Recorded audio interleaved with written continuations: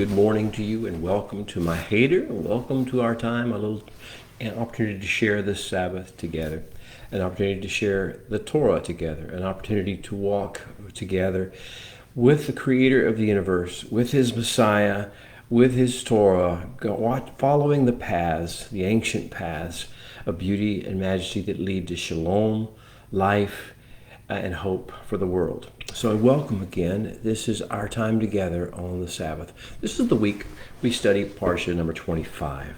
That is called Tzav. Tzadi Vav is the way in which it will be written in the Hebrew language, and the way it was written in the Hebrew language for us. And we have kind of transliterated that into a TZAV, Tzav, and you find this particular section at Leviticus 6:8 through 8:36, about 3 chapters worth of material that the Holy One has put strategically into His Torah. It's a continuation of last week, which we talked about. Last week we talked about the beginning and the substance of the book that the world knows as Leviticus, or Laws of the Levites. That's a Latin term used by people who didn't understand or want to think about the Hebrew implications of things. And so the people who use the Latin language chose a word that was Latin in their own mindset that would mischaracterize, I believe, the Hebrew essence of what this book is. In Hebrew, it's Vayikra. That is the first word of the book. That is the name of the book that has been given and used for ages, long before the Latin speakers took over and began to try to change the meaning to suit their own purposes. So Vayikra means "and he called," and the idea of kara'ing, the Holy One has spoken. We talked much about this last week, so I won't go too deep into detail. But by karaving, he made a call out to anyone who would listen. And the call was to come to approach, to draw near. He wanted to commune, to converse, to engage in interactions and relationship and transactions with. So that call went out. That is the beginning and the substance of the book. And what we are doing now is finding ways to respond to that call. Karav, which is the root verb for korban. The plural would be korbanot. We're talking about what the English language has chosen to name as offerings or sacrifices. These things are not. Those things are not what the Hebrew is talking about. The Hebrew is talking about responding to a call. The Creator of the universe calls us into His presence. He invites us into His courts and to His company. How appropriately should we respond? What is the appropriate response to a king's call, to a king's invitation? What is the appropriate RSVP modality? What should we do if we are going to go from our fallen state with our issues that we have, humans' fruit of the tree of knowledge issues, humans' fleshly appetite issues, human pseudo-intellect issues. If we're going to come with our flaws, with our issues, into the divine presence, into His holy courts and His holy chambers, and to His holy throne before His holy presence, if we're going to somehow make this great transition across this great gulf in response to His call, what is the appropriate mechanism? What is the appropriate methodology for doing so? That's what the book has been all about. And so we began the book of Vayikra with the Korbanot discourse, a series of 8 chapters. We're in the middle of that, or coming toward the end of that actually now. The 8 chapters in which the Holy One is giving us His protocols. I call it our how-to manual for lovers of God. Our how-to manual for those who wish to respond to this great invitation, this RSVP, to come into the courts of the King, to come into His chambers, to be with Him, to spend time with Him, to absorb His energy, to catch His purpose and His focus, to catch His beauty, and to bring in, to absorb it and put it into ourselves and make ours. This is the time. This is our how-to manual for lovers of God. And this second portion, last week, was protocols about what we need to come. If you come into the presence of a king, you need to pledge your loyalty to him in the areas in which he knows you're most vulnerable. And so that's what the Holy One has did. Last week he talked to us about the Korbanot protocols of individuals who wish to come, an Adam, a man, an Ish, a soul, a nephesh, that comes forward, that desires to pledge his loyalty to the Holy One. He says, yes, I know you have holes and weaknesses that cause your pledge of loyalty to be, quite honestly, less than reliable. That's our problem. That's our humanity. That's our brokenness of our flesh and our pseudo-intellect. So he says, I'm going to give you down payments. You can make these down payments, and I'll consider it as if paid in full, because I will take that down payment and work with it and do something with it. So that was the protocols, chapters 1 through 5 of the Sefer Vayikra, or the book, quote, Leviticus. This week we changed focus somewhat, away from just becoming able to cross the threshold and get into the presence of the Holy One and bring with us the pledge and the down payment, or the earnest on that pay. The response, the making the response to that call. We go beyond that to what happens once we do that. Once we surrender these 5 areas of our life, our will, our sense of dealing with material things in the material world, our sense of dealing with human beings and our relationship to one another and offenses we've experienced, when we deal also with our waywardness away from his words and what he's directed us to do and told us not to do, and we've done our own thing, when we deal with that, and when we deal with the hole in our soul that results from us letting our emotions control it, our feelings, our desires control everything, and become all self-obsessed, either guilt and shame, or with pride and arrogance, or with offense or anger, or with fear and doubt, whatever it may be, the negativity of emotions, so having how to deal with that. That was the 5 things we did last week. Once we do that, once we make that approach, what will he do, and what should we do? What should happen to us? This is what Parshat Tzav is all about. What should happen to us?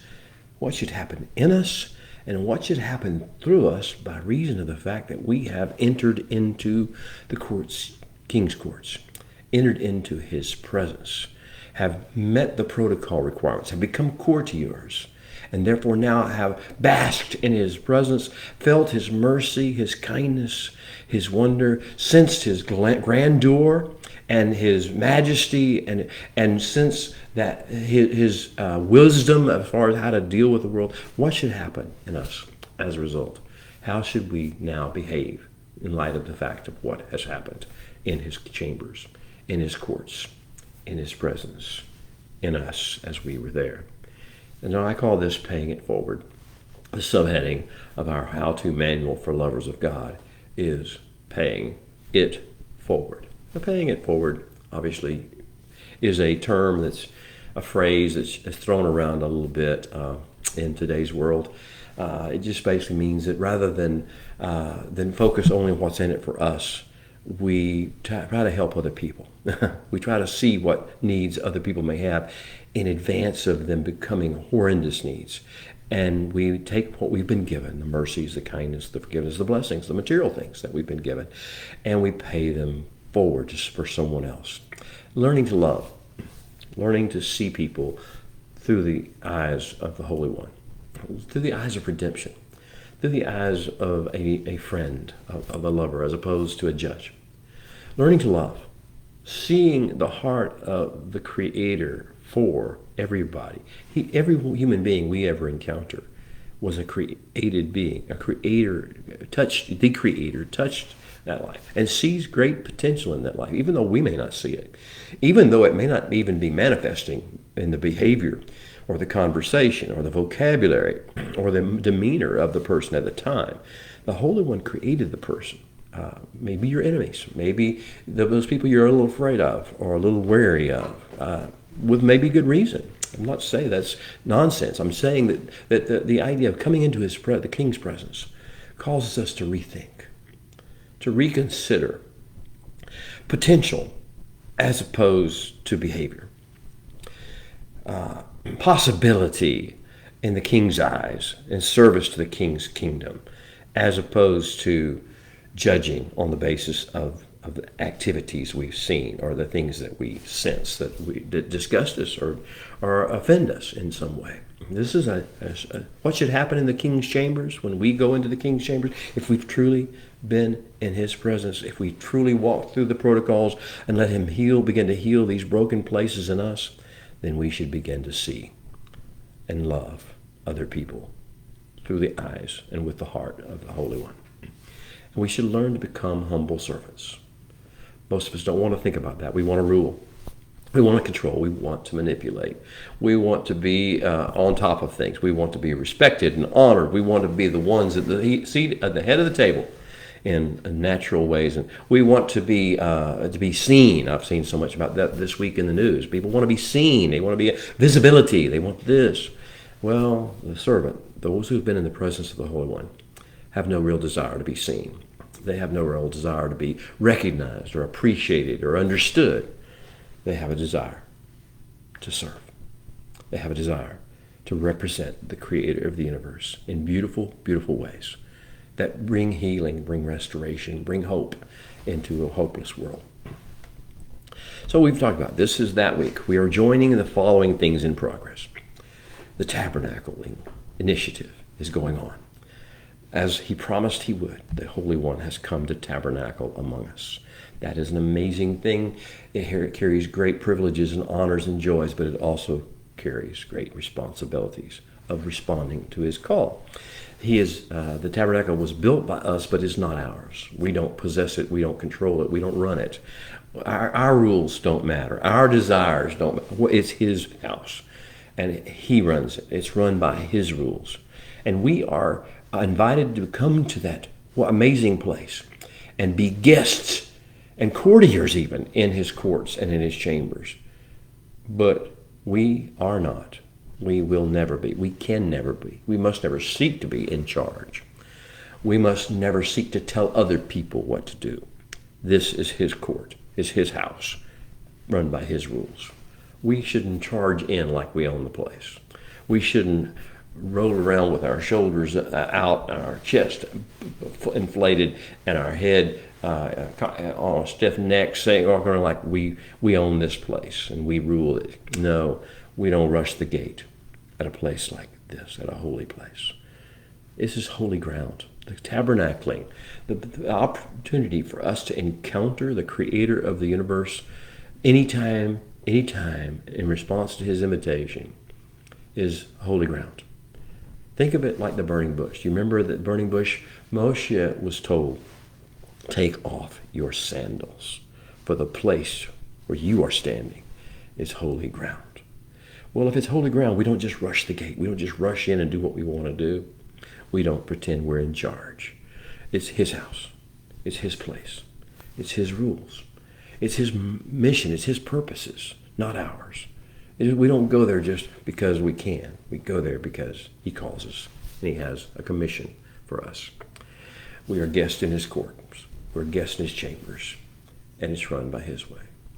If we are going to draw near, karav, we've talked about the karav verb and the karav response, the noun, or the noun response, the verb response, karav. If we were to draw near, the thing that the Western world and the English language likes to call offerings and sacrifices, which totally misses the point of responding to a call in honor of a great king. If we're going to karav, draw near to a great king, if we're going to approach his throne as humble, loyal subjects would, if we're going to pledge loyalty to him the way it is appropriate when you approach a king, if you're going to offer a fitting tribute or down payment on that loyalty pledge that means something, if we're going to do these things before we step into his presence, before we begin to commune up close, we have to follow the courtiership protocols of the kingdom. We have to follow the protocols that calls us to approach the king his way. And so we've been in the Korbanot discourse, Leviticus 1:1 through 8:5. And these, believe it or not, are the keys to the rest of the book and the rest of our lives. To service in the kingdom, to becoming the kingdom of priests he calls us all to be. These are the eternal keys to navigating the beauty realm of God and bringing that beauty realm to earth in real ways. Last week, we learned about the first elements, as we've talked about, of courtiership protocol, that we have character flaws and spiritual maladies. All men do. It's not just the ones that we see or we think of as being those bad guys. We're all the bad guys. in the sense that we all have the character flaws, the same character flaws, the same spiritual malady, the same weaknesses, the weaknesses of the frame, the weaknesses of the flesh, the weaknesses of the mind, the weaknesses of the soul. We share these 5 maladies, these 5 character flaws, all stemming from the fruit of the tree of knowledge of good and evil. And they are wreaking havoc in us, around us, and through us into our world. The Holy One knows this. We don't. We tend to think of ourselves as holy and calm and righteous, and we don't think of these things as wreaking havoc in us. But the same things that we see in other people that are wreaking havoc, the reason we notice them is because they're also in us, and the Holy One is bringing them to our attention if we're seeing them and saying, in you as well is this hole in the soul. The Holy One sees, beloved, what we do not. He sees that all humans of all ages, of all ethnicities, of all races, of all nations, of all tribes and all tongues and all cultures, yes, that includes you. That includes everyone you will ever meet in any day. The Holy One knows that all humans of all ages, races, ethnicities, nations, tribes, tongues, and cultures, and any economic classes suffer from the same things, the same 5 gaping holes or fissures of the soul. And though there may be differing levels of acuteness, some may be leaching and causing more havoc than others, it's just a matter of degree. It's just a matter of acuteness and degree. What are the triggers? What triggers has a person responded to that allow those 5 gaping fissures, or one or more of them, at a given time, to flow, and at what level? That's what's in question. Not the issue of their being present, the issue of how much damage they're doing at a given time. If we're going to be in the courts of the King, if we're going to learn to traffic in those courts, if we're going to learn to navigate around and be changed by the beauty realm of our God, we have to submit those 5 gaping holes to his inspection and his treatment. Basically, that we learned last week that the 5 gaping holes or fissures or oozing wounds that wreak havoc on every human soul are first of all, a hole in our shalom. We have an unsurrendered self-will that tends to drive us away from his true tone of shalom, true tone of peace and wholeness and wellness that he has designed humanity to have. Whenever we go off and do what we think is right, or what we feel is appropriate, or what we feel will be helpful to us, and we disregard his will, then we lose our shalom. So this is the first hole. We have a shalom issue. You have a shalom issue? Yes, you do. You don't know how much. Sometimes you are so unshalomed that the world around you cringes at your entry into the room. Sometimes no one knows it but you, but deep inside, you know you are not at shalom, and there's something seething inside, something raging inside. This is the hole in your shalom. The second gaping hole in every human being, some of them are oozing more than others, but is the hole in emunah, of trust. And it's created, it's engendered, it's triggered by uncontrolled appetites, the things we see with our eyes and we want, the things of the physical, material realm in particular. Money, that gets us. The idea of wealth, or the idea of the differences in wealth, the idea of justice or injustice. These things that we see with our eyes, we don't trust the Holy One to take care of them. We feel like we are supposed to get in there and mix things up and cause trouble. We do everything from lusting and craving for food and drink and comfort and sensory and sexual stimulation to thrill to a sense of fairness about the world. All these things show that we have a great gaping hole in our emunah and our trust factor. We claim to have faith because we believe certain things theoretically, but we don't have peace and we don't have the sense of well-being that's going to come back because the Holy One is working all things together for good for those who love him, who are called for his purpose. This is the second hole. First hole is a hole in our shalom. The second hole is a hole in our emunah, our faith, our trust. The third hole in every human being's soul, the third hole in your soul, whether it oozes today or not, is the hole in simcha, in joy, in the idea that we are content with that which we have, that we are content with other people and what God is doing in other people's lives. even though they're not where we would have them be if we were in charge. This is not our house. This is his house. This is not our world. This is his world. And he knows what he's doing. And he's got a plan to redeem and restore. Whether the people will respond is not our business. It's his business. So we have a third possibility of a hole in our simcha, our hole in our joy. And it's created by letting our emotions and our reactions to things get out of control. We take self-control over emotion. We embrace raw negative emotion. We embrace offense. We do that. And that means we don't have peace with our fellow man.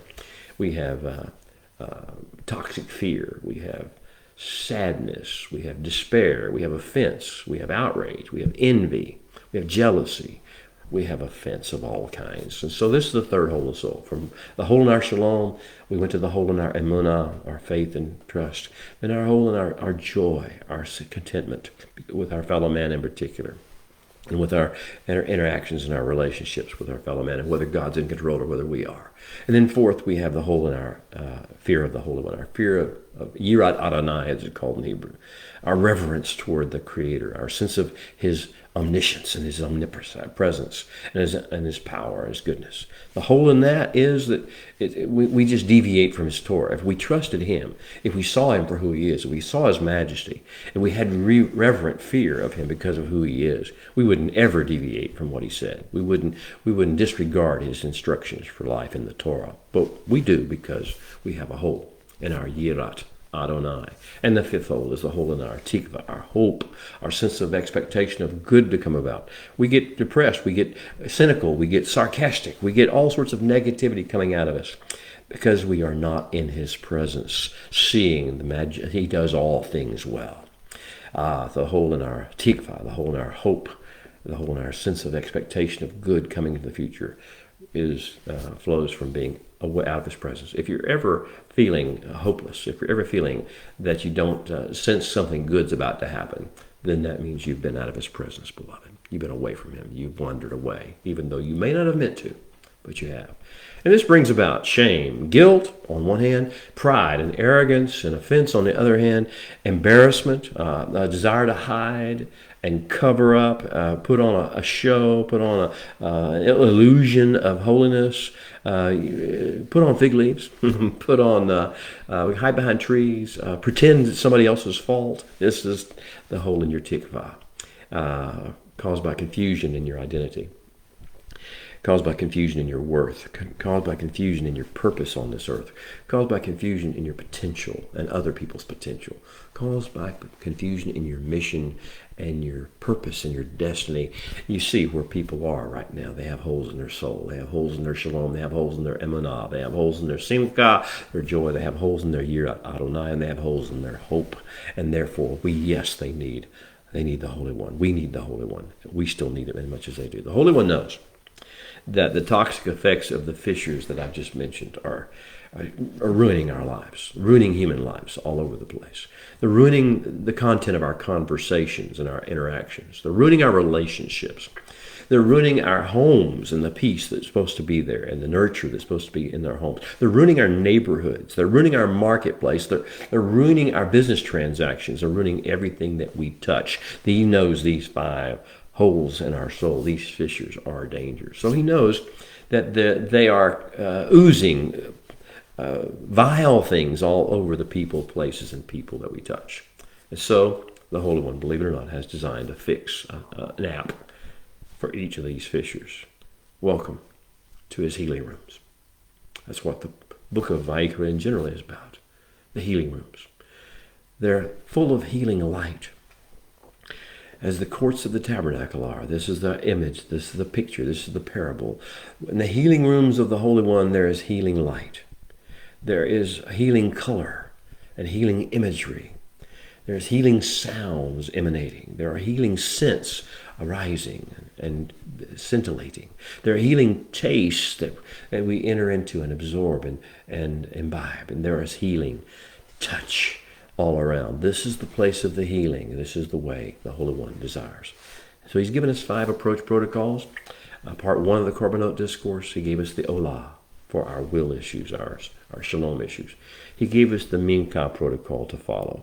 to help us to calm and soothe our emunah issues. He gave us the Shalom Initiative, or the Shalom Protocol, of the peace offering, as it's called in English. But the idea is being to reach that level of simcha, a level of contentment with the world and with its people, that knowing that the Holy One is in charge. And though it looks like injustice and horrible things and evil is running rampant, the Holy One has a method and a means, and having shalom about it. And the fourth one is the hatat, the protocol of hatat, to bring us back to His Word and back to Him and back to seeing. And this is fixing our whole of Yirat Adonai, where we have a lack of ability to maintain Him in our consciousness and trusting Him. And then the final of the protocols of last week that we talked about was the Asham, and this was the Tikva healing protocol, to heal our holes in our Tikva and our hope and our sense of expectation and our focus on ourselves. And as we said last week, that the Holy One and Yeshua, the Messiah, He spoke to us about this, and He told us how to pray. At the end of the prayer, He said to pray, "In yours is the kingdom and the power and the glory forever. Amen." This is our Asham declaration. This is the upshot of the protocol of Asham. These 5 things that we've talked about now represent the essential beginning steps of the Creator's plan to fix the gaping fissures in men's souls, the places where scar tissue builds up and where uncleanness tends to congregate. All what the Holy One's doing in the tabernacle, what He's doing through these protocols is so, so good. We are so, so forgiven. We are so, so loved. We are so, so refreshed when we get into His presence. And we are so, so blessed. And we are on the road to healing from all of our traumas when we step into His healing rooms. Now, as we absorb that healing, as we absorb the things that He's told us to do and called us to do, and we're in His presence, now what? Now, beloved, we learn to serve at the Holy One's table. We learn to serve humbly those who we probably thought before this experience we were better than, that ought to serve us.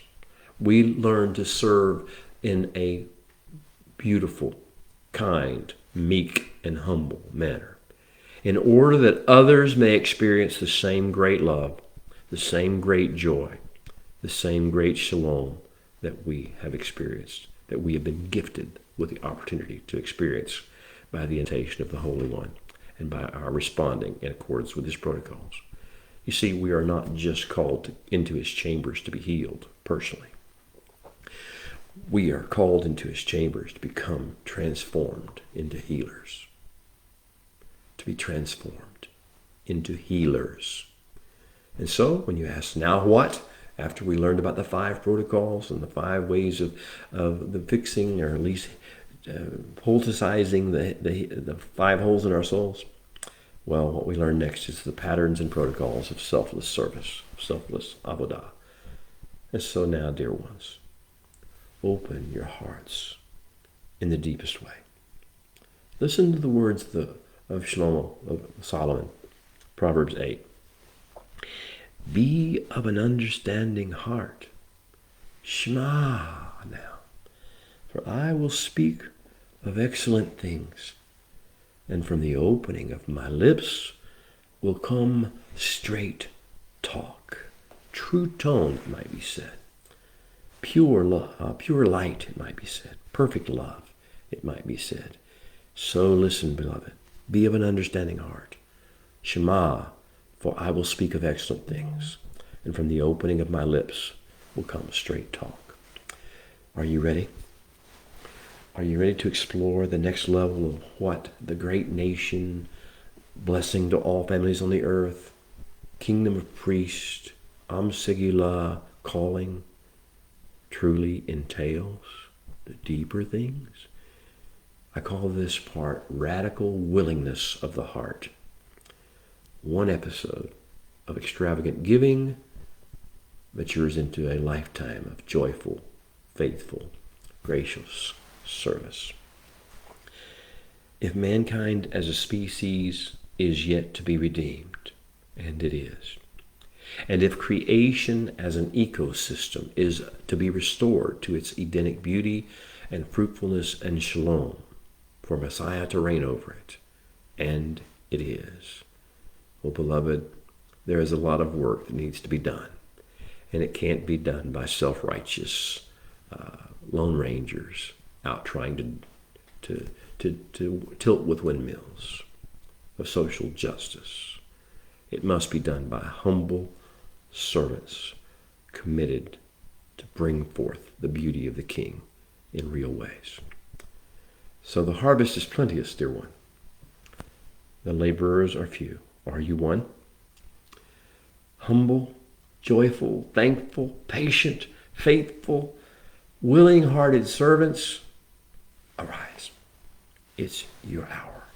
It's your time. Baruch hu Adonai Hamvorach. Baruch Adonai Hamvorach Leolam Vaed.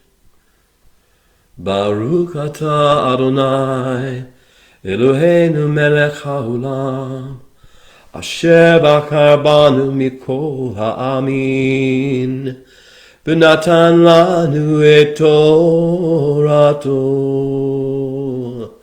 Baruch Ata Adonai Noten HaTorah. Now we open our eyes, O Holy One, that we may see wondrous things in your Torah. For we are but strangers in the earth. Do not hide your commandments from us. The last words of Parsha Vayikra, the first part of the Korbanot discourse, were Vehiper alav hakohen lifnei Adonai. And the Kohen is to make kippur for him in the Holy One's presence. All eyes now turn from the individual needing to be healed to the Kohen who works on his behalf, who serves.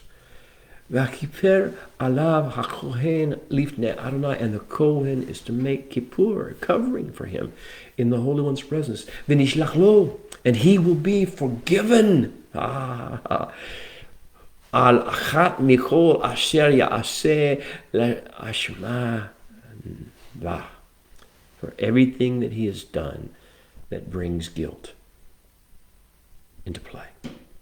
That's how the Parsha ended last week. The focus began to shift. But once we're here and once these good things have happened to us, what do we do next? Look at the Kohen. It is a great joy to enter into an encounter and bask in the divine presence. It is a great honor to be bathed in his light and his mercy and his majesty and his Kedusha energy. But it is something more delightful to be changed. To be charged, to be changed. And to learn to channel the awesome things we have received into a dark, tedious, and profane world. It is indeed a wonderful thing to be blessed.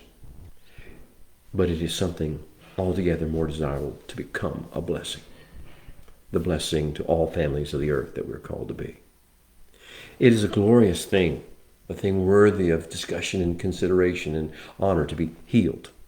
But it is something altogether more glorious to become a vessel of healing to broken people among the households and the nations. So this is the Parsha. Parsha Tzav is the Parsha of faithful servants and of the labor of the heart that they perform when nobody sees. Every picture tells a story, so watch the Kohen. And these chapters 6 through 8 of Vayikra, of Leviticus as it's called, watch the Kohen. What is he doing? Learn to do what he does. Learn to approach people the way he approaches people. Learn to flow in true tone. Learn to flow in pure light. Learn to flow in perfect love. Watch how he does it and learn to follow his example. Every picture of what you see the Kohen doing is supposed to tell a story. And that story is always a story of Messiah, Mashiach. It is a story of who he is and what he does. And it is thus always, ultimately, also a story of what everyone who is in Messiah does. If Messiah is doing it, If the priest is doing it, Messiah is doing it. If Messiah is doing it, then everyone who is in him, in Messiah, is to do it as well, to follow the model, to follow the pattern, to follow the example.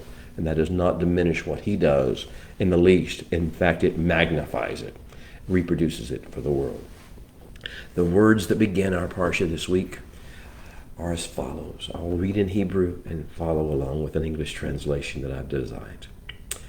V'adaber Adonai al Moshe lemor, and the Holy One spoke to Moshe, and he said, Tzav et Aaron ve'et banav lemor, enjoin, instruct, command Aaron and his sons, and say, Zot Torat ha'olahi.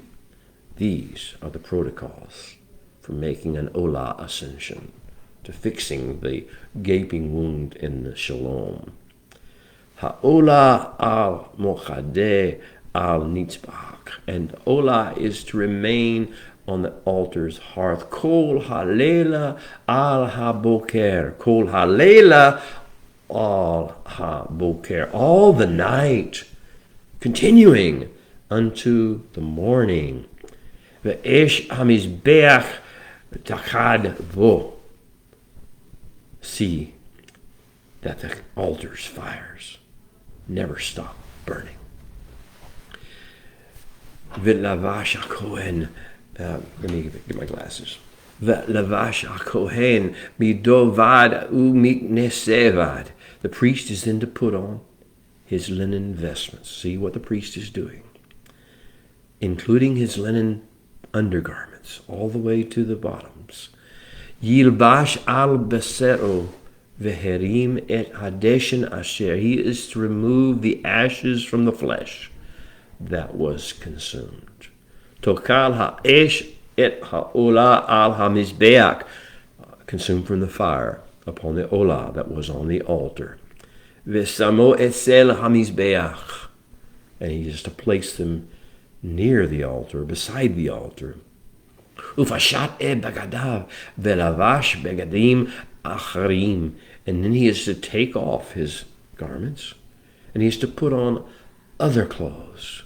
V'hotse et hadeshen el mikutz le machane el makor tahor, and makom tahor, and he is to remove the ashes, and he is to carry them outside the camp to a dedicated, pure, uncontaminated space or place. V'ha'esh el hamizbeach tukad bo lo tikveh. The fire of the altar is to be firing, burning, and never extinguished. Uve'ir eleha hakohen etzim beboker beboker. Each morning, from morning to morning, the Kohen is to kindle wood upon it. Ve'arak eleha ha'olah, and he is to arrange an olah, an ascending, a presentation that heals the broken shalom of people. Ve'hiktir aliha chelveh hashalimin, and he is to burn the fat, the shlamim, on it. Esh tamid tukad al hamizbeach, a perpetual fire is to burn, be arranged, fed, and stoked on the altar. Lo tikbeh, never let it go out. Now you're catching it. This is not about us getting healed. This is about us becoming healers. Understanding now that we have been touched, now that we have received forgiveness, now that we've received and walked in the covering of the Holy One before his presence, into his presence, now that we have sensed the emanations of his goodness and his kindness and his goodwill toward all men, now we must serve. Now we are called to see through his eyes and not through our eyes of our flesh or our eyes of our pseudo-intellect or our eyes of our culture or ethnic offenses or divisions. We are to see them through the eyes of the one who created them and see all creation through his eyes, all people and all things. Tzav is the opening line, opening verb, or savah is the root of it, savah, zave, or zade, avav, and he. It's the source word for the covenant term mitzvah. The mitzvah, you've heard it said, I hope, We live by mitzvot, which is the plural of mitzvah. The mitzvah is our life. It is where we find the energy of the instructions, the wisdom of the Holy One. That's the mitzvah, what he enjoins us, what he directs us, what he commands us, some call it, to do. But that which he says, I'll meet you in, I'll join you in, and we will do these things together, and you will be doing my will and my purposes when you do them. So, Tzav, the word Tzav, we take it alpha, it's verb root, and we form another kind of verb, is a very strong charge or a direction to someone who is willing to serve, who comes and volunteers for service. To Tzav means to give a specific assignment, a direction, a directive. It's an invitation to share a duty, to co-labor in that regard. So that when we receive a, quote, command, it's not a king ordering us to do something or else. It's about a king inviting us to do what he's doing, join us in doing what he's doing, and serve our purpose in it as well as his. It's to engage in co-laboring, partnering, joining it with and under the greater yoke. The thing about the yoke of Messiah, the reason he said, my yoke is easy and my burden is light, is because he carries the weight of the burden. We are in the yoke. We're under the yoke. But the weight of the yoke is mostly carried by him. That's the way it is with his, quote, commandments. Those things he zavs to us. He will do the hard work. We can never feel like we're the ones who fulfill them, or we are those who participate with him, and he brings about through grace. Grace, chen, or hanan in Hebrew, means not, I just like you and I'm going to do nice things for you. It means I'm going to help you do what you need to do, what you have to do. And that's the empowerment, the inspiration and the empowerment that goes with it. That's grace. So we have this issue of Zavah, the outline of this parsha, the things that we'll talk about, or that you'll read about if you have time when you're doing your Shabbat studies, is the patterns and protocols of facilitating healing, restoration, what's called tikkun in Hebrew, that through making kippur, for having a covering, providing a covering for others, for participating with the Holy One, actually, in making that covering for others, for acknowledging he wants to cover others, not judge them. He wants to heal others, not condemn them. And when you realize that, these are the patterns and protocols. And so we'll talk about the Kohen. Oh, watch the Kohen. Every picture tells a story. Everything he does tells a story about Messiah, and through Messiah, about us. The Kohen and the Korbanot. Oh, this is the secret of this parsha. The Kohen and the Olah, the Kohen and the Mincha, the Kohen and the Chatat, the Kohen and the Asham, the Kohen and the Shalom. Oh, there is so much here of how you handle everybody's needs, everybody's brokenness. And you're realizing that until they're all touched, until the healing touch of the Holy One is on all of these areas and holes in the soul, the human being can't be changed. And the things that we don't like about them can't be fixed. So let's fix the problem before we condemn the situation. Then we're going to read about the Kohen's portion. The thing about the Kohen is, the Kohen has to learn that he doesn't get to claim and demand things. He is assigned a portion. And the Kohen, because of what's been the mercies and the grace, I beseech you therefore, brethren, by the virtue of the mercies of God, that this is we have a portion, we have a responsibility, we have a duty, but we have an honor, and we are content with what he gives us, the portion that he gives us. We will never be rich, probably. We will never be in control of nations. We will never be able to dictate people's policy or their beliefs or their ideology or their doctrines. We will never be able to control those things. What are we given to speak into? This is the essence, basically, of the prayer. Grant me the serenity prayer. Grant me the serenity to accept those things I cannot change. This courage to change those I can, and the wisdom to know the difference. Well, this is the Kohen's portion. Are you ready to accept the Kohen's portion? Is the service of the Holy One and the service of his creation worth it to you to take, instead of what you would like, or your dreams, or your visions of what you ought to, or deserve, or what you want? Take the Kohen's portion. Also, as regard to one of the things we'll talk about is he's going to talk about not eating fat the fat, particularly around the organs of an animal, a cow, a sheep, a goat, even a bird. The fat around the kidneys, the fat around the entrails, the fat that is around the liver, the areas of toxicity. What happens is that human and animals, when they ingest food, they have toxins, difficult things in them. These things are released through the kidney, through the liver, through the entrails, through the intestines, into surrounding fat tissues. And so what does the fat tissue contain? It is a storage bin for all the toxicity. So he tells us to watch eating the fat around these different parts of the body. Understand, we're not supposed to take beast toxicity into our lives. We're not supposed to ingest the toxicity of the beast. Second thing is, we're not supposed to eat the blood. We're not supposed to drink the blood. We're not supposed to do that of the beast. We're going to see a wonderful thing about the Mashiach at our Passover Seders. But we're not supposed to eat the blood of the beast.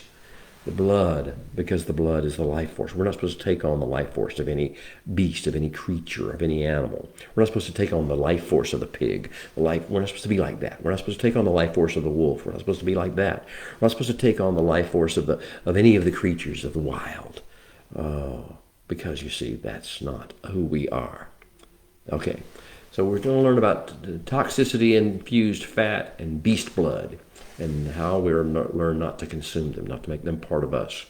And then we're going to learn about the 7 days of consecration, 7 days of setting ourselves apart.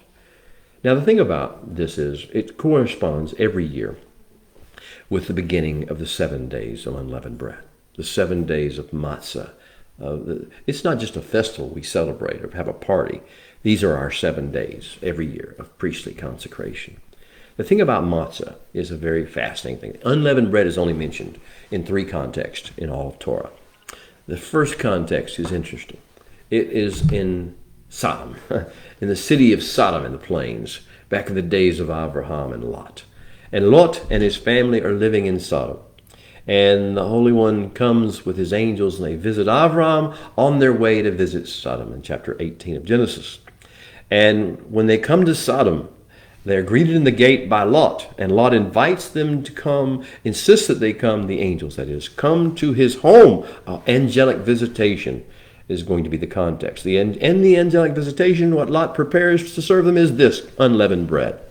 So we have an angelic visitation. We have unleavened bread being the meal, something about a very unusual kind of meal, unleavening. We don't have the special feastly activities. This is very plain servant type bread. And so he tries, and then of course what happens is there is a great judgment released on Sodom, because the men are found to be all the people of the Sodom are found to be on the wrong side of everything, and not willing to receive the angelic visitation. Well, that's what the first context. The second context, where we're introduced to leaven, is an unleavened bread, particularly is found in Exodus 12, whenever the Holy One is giving Moshe instructions as to what is to happen on the night of what? Guess what? Angelic visitation. The same pattern, the angelic visitation.